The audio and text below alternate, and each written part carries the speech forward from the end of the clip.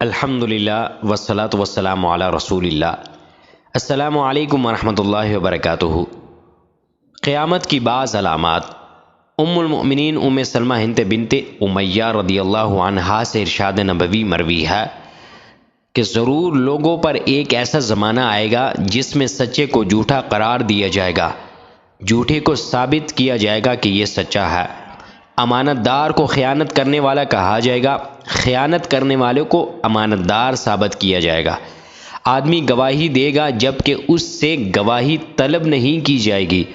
آدمی جھوٹا حلف اٹھائے گا، جھوٹی قسم اٹھائے گا، حالانکہ اس سے حلف اٹھانے کو نہیں کہا جائے گا۔ اور اللہ تعالیٰ اور اس کے رسول پر ایمان نہ رکھنے والا کمینہ بن کمینہ دنیاوی اعتبار سے کامیاب ترین مالدار، منصب اور اثر و رسوخ والا ہوگا۔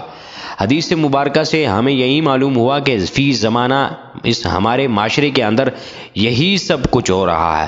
علامات قیامت کی دو قسمیں ہیں، ایک ہے صغریٰ اور دوسری ہے کبریٰ۔